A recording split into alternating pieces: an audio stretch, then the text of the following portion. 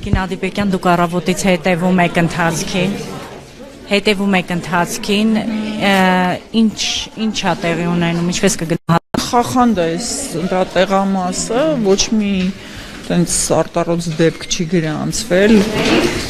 խախտումներ չեն եղել, ամենայն դեպքում եղել են տեխնիկական անախորժություններ,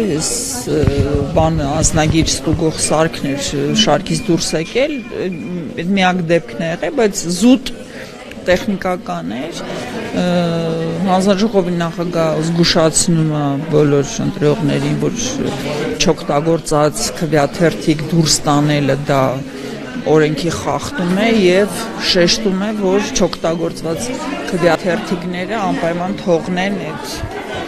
ընտրախուցի հատուկ sense արկղ կա, այդ արկղի մեջ են լցնում, հետո դա հավաքվում է բաների մեջ։ Հիմա մոտ երևի 300 պլյուս անձ է քվեարկել ու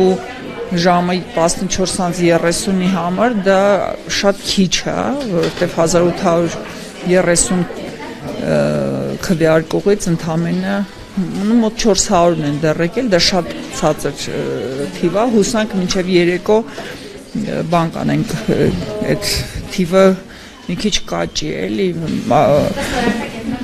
այցելուները զգացվում է, որ տեղացիներ են, այսինքն բոլորը միմյանց բարևում են, գրկախառնվում են, այսինքն մարդիկ իրար ճանաչում են, հետևաբար դեռ օտար մարդիկ, ոչ օտար ազգի, ոչ օտար քաղաքացի դեռ չի գրանցվել։ Ներկայացել է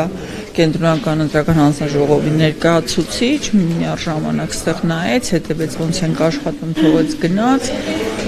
ռուսական դիտորդներ են եկել, ու այսքանը։ Տիկին Ադիպեկյան, մենք քիչ առաջ Տիկին Մելոյանի հետ էինք զրույցում, ինքը ասեց ՀՀ-ից դիտորդների անձնական տվյալներ են ուզում, հնարավոր է ձեզանից։ Չէ, ես ընդհանրապես բեյջի վրա կարդացի, որ նա կենտրոնական ընտրական հանձնաժողովից է, բայց քանի որ տեսողությունս այդքան լավ չի, այդ մանր տառերը չկարողացա կարդամ ինչ է անունը։ Չէ, բայց զգացվում էր, որ նա պաշտոնյա անձ էր, իր ամբողջ կեցվածքով, բանով, երկու հոգի էին, կին տղամարդ, խաղաղ, ոչ մի տենց ագրեսիա, ոչ մի խոչընդոտ, ես չգիտեմ, այնտեղ պարտադրում, դեռ չի գրանցվել, հուսանք չի գրանցվի, մինչև օրվա վերջ ավարտենք, այսօրն էլ փակենք գնանք։